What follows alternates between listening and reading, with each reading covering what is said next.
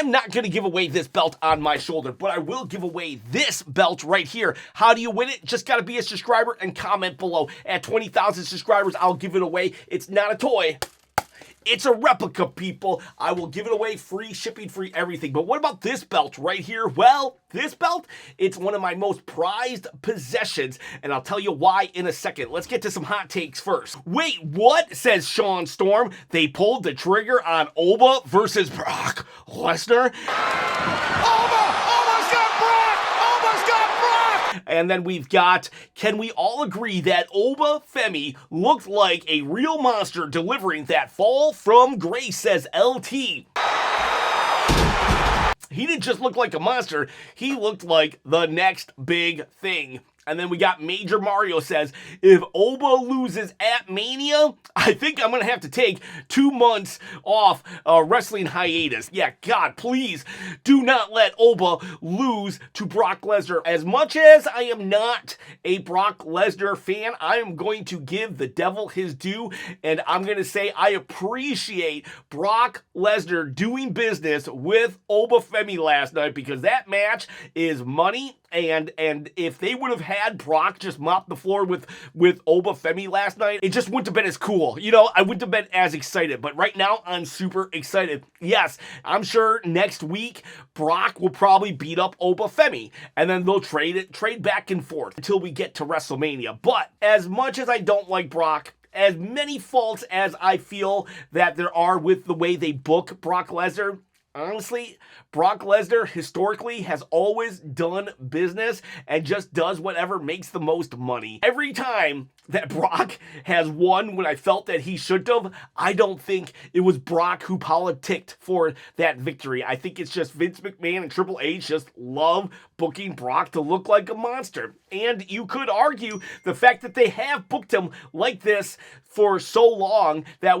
now that Oba is here, and when Oba powerbombed him, it made that statement that much greater. So there is an argument to be had that he should have won all the matches that Brock has ever won, that he should have beat John Cena, because him beating John Cena at WrestlePalooza means Oba Femi powerbombing him on Raw made that experience that much greater. I understand that. I'm well aware. I still wish he would have lost to John Cena, but at the end of the day, here we are. And now I wish, I hope, I pray that Oba beats Brock Lesnar. Kaz GD says, we just witnessed a defining moment in a young career. The powerbomb was one thing, but the ruler being able to put his foot on the chest of the beast was some real comic book stuff. That moment is probably going to live on forever. And it just goes to show that Brock, for all of his faults, understands wrestling, because there is footage of him saying, put your foot on me.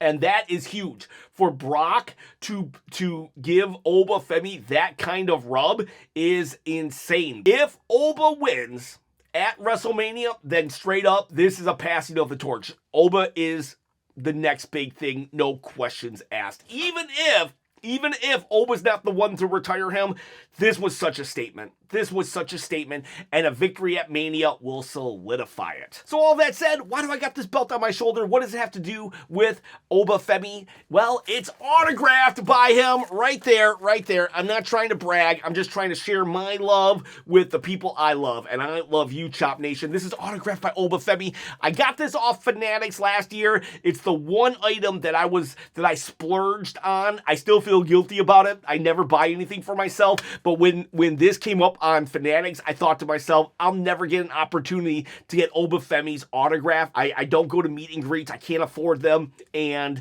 I figured, next year, Oba is going to be the champion and his autograph will cost like $900. So I was like, I'll do it. I pulled the trigger. My only autograph I own, again, I'm not trying to brag or anything, but, I just wanted to share my joy with you boys and gals out there. All right, let's do some more hot takes. Drake's JD4V says, Randy is bringing back Evolution. Randy was on the phone with someone last night, and then he says, wrestling has more than one royal family. I think I'm going to do a video tomorrow on all the possibilities of who that could be. Because initially I was like, it's The Rock. It has to be The Rock. But, I mean, it could just be his dad. Or it could be many people. I came up with a crazy theory, too, on who it could be. Definitely not going to be the person who I'm thinking, but I'll tell you in tomorrow's video. So watch out for that. Gabe Brokenshire says, CM Punk is so overrated. CM Punk, I'm in your head. Roman Reigns, you keep repeating yourself. CM Punk, I'm in your head. You know what? I will say I have started to notice that he is repeating himself more and more lately. He keeps telling us, when you step in the ring with me, you need to level up. But he just keeps saying that for the last 3 weeks. We get it. CM Punk, you're great on the mic, and people do need to level up, but you don't got to tell us that every single interview at this point. In fact, he's even saying it on ESPN interviews too. I don't know. It just seems like CM Punk doesn't have as much to say anymore that he once did. And believe it or not, I am a CM Punk fan, but I gotta call a spade, and hey, that's a spade. Mick Taylor, the redneck. Roman is 100% right. Fragile Phil is too old to be champion, and it's time for the OTC to take the belt away. I don't think he's too old to be champion. I mean, AJ Styles, I believe, was older than CM Punk, and if AJ had won the title, I would have been okay with it. It's like, I mean, John Cena was older than CM Punk even when he won the belt. So I don't think 47 is necessarily too old to be champion. However, CM Punk does look very, very tired after a match lately. I will say that. Eric Shook says, did I see Logan Paul chatting it up with Maxine Dupree backstage during the Asuka segment? In the background, Triple H loves to do this, and a lot of times they go nowhere nowadays, but Logan Paul and Austin Theory, I believe, was talking to Maxine. Maybe if Logan Paul and the Vision can recruit Maxine, it'll even things up against LA Knight, Seth Rollins, 22 Masked Men, and the Usos. Maxine will be the tipping point to put the balance of power back with Logan Paul and Austin Theory. TTJC says, sounds like Bob Orton is popping up on SmackDown. Yeah, you know what? Bob Orton could have been the guy on the phone. Definitely a possibility. I don't know why I just jumped to The Rock. Maybe enough time has passed that I have forgiven The Rock on a subconscious level. On a conscious level. Rock, I forgive you. All right? I forgive you, Rock, for totally ruining 2025 and John Cena's heel turn. No, he didn't totally ruin it. Triple H definitely had a big stake in ruining that part of the heel turn. But you know what? Rock, I forgive you. Come back, Rock. Come back, final boss.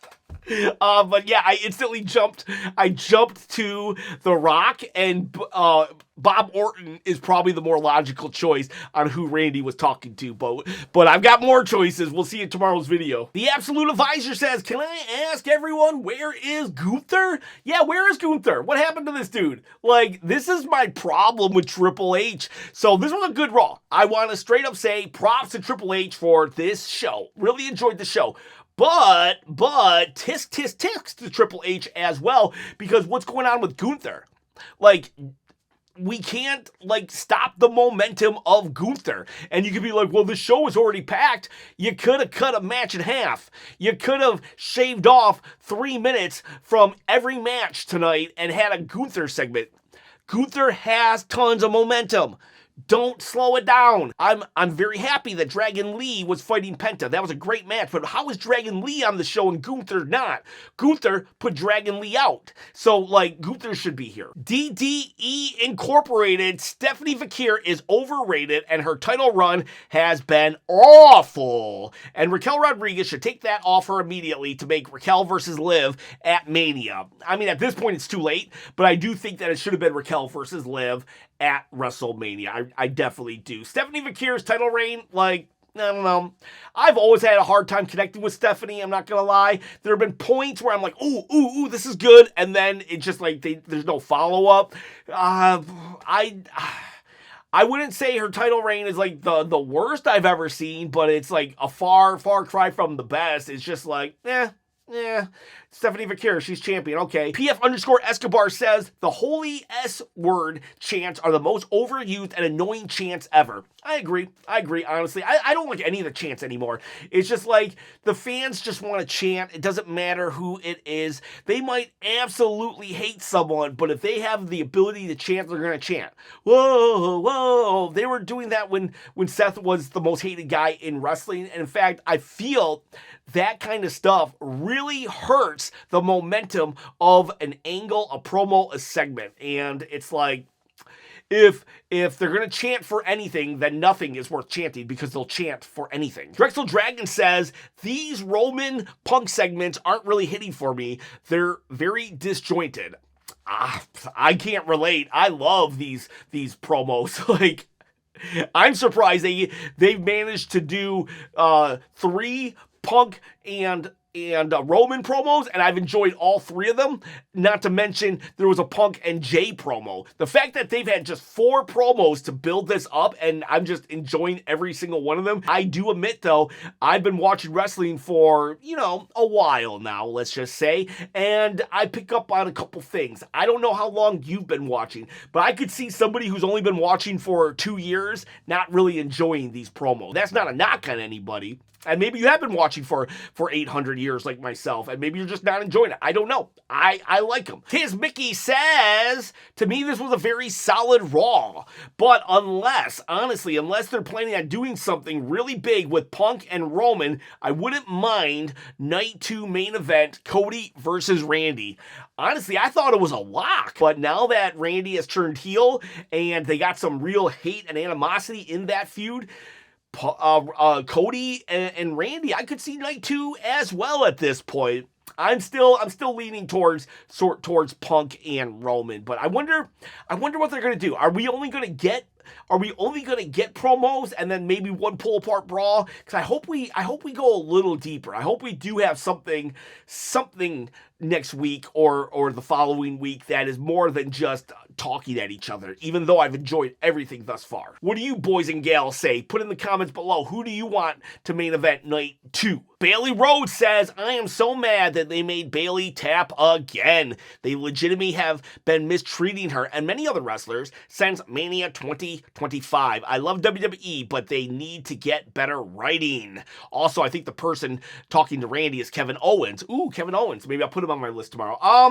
Yeah, you know what? I think the story with Bayley, and I'm not saying I like it because I don't like them just jobbing Bayley out, but I think the story here is that she's going to enter the tag team turmoil match or whatever it's going to be at Mania with Lyra, because remember last year she was attacked and couldn't be in a tag match with Lyra. So this year she gets it. I bet they put the tag team titles on them this year and they're going to act like it was like this long-term storytelling when in reality they pretty much dropped the story for almost all year long. Jessica Nunn Easy says, I think WWE was like, let's just give the people Oba versus Brock so there could be some interest in more than just the main event of WrestleMania. Back in the day, there was the main event, and then there was the other main event. And the other main event was who's facing The Undertaker to beat the streak.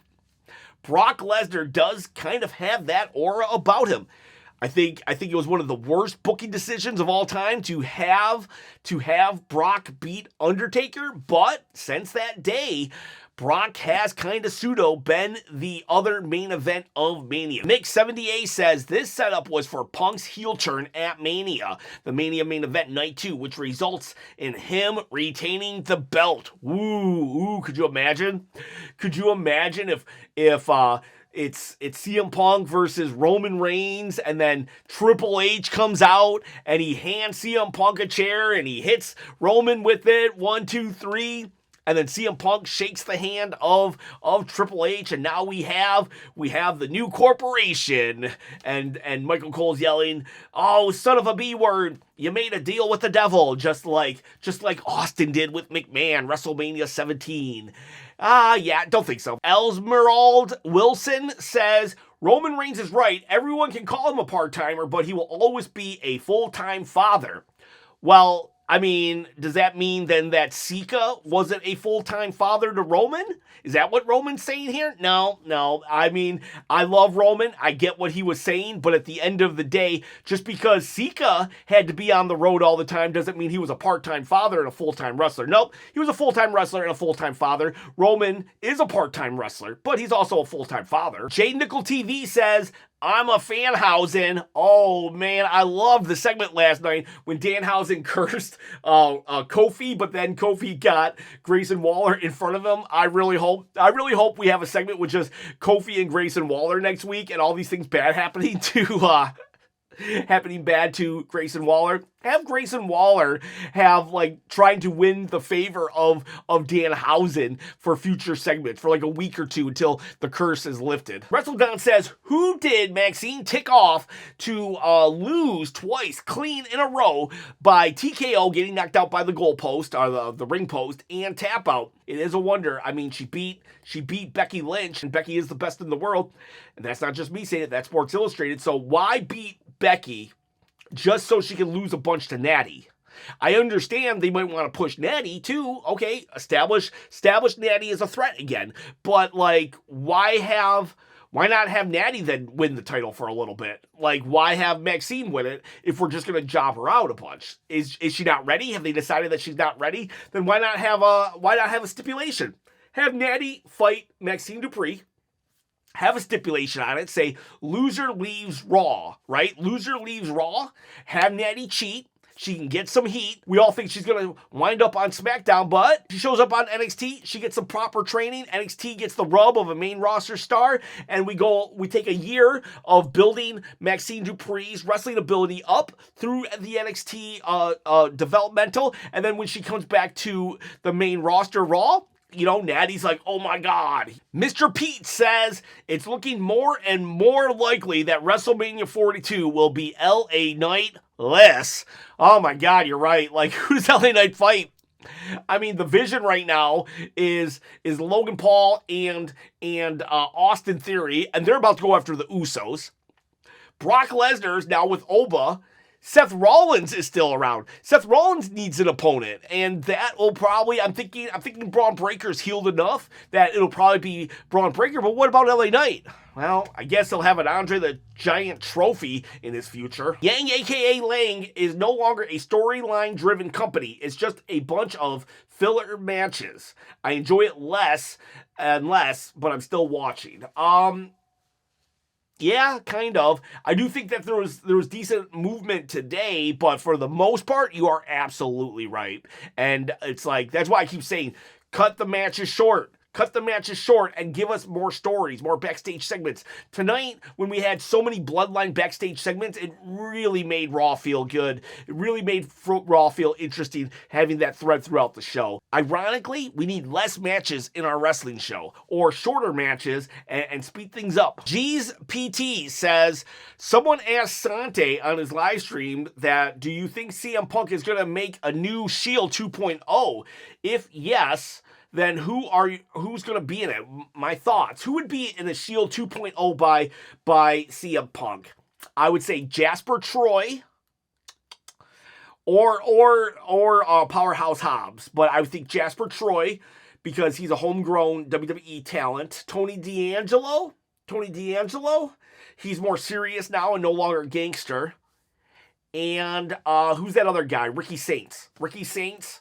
Maybe Alexa King. How about those? Pick 3 of those 4. But it has to be Jasper Troy, because Jasper Troy would have to play the part of Roman Reigns. Rage Clashing says, why the heck did we not get a Judgment Day and Finn Balor segment? Yeah, that's valid. Remember what I said earlier, how momentum matters and they don't capitalize sometimes? This was definitely not capitalizing. Yes, Liv Morgan said something. She said something, she addressed it, but we need more. We should have Finn Balor crashing out. Everything should have been about Finn Balor trying to destroy the Judgment Day today. Like, straight up. In fact, Finn Balor should have went to AAA and cost Dominic the title at AAA. Finn Balor should be a man on the mission to destroy the Judgment Day, and yet we don't even see him. The most we got was a tweet. That was a big and huge deal last week, and it needs to carry over to this week. We don't stop the storylines. Stop stopping the storylines. Sorry, that's my work. I can't, even when I'm off, I'm not off. All right, boys. All right, girls. See ya, bye.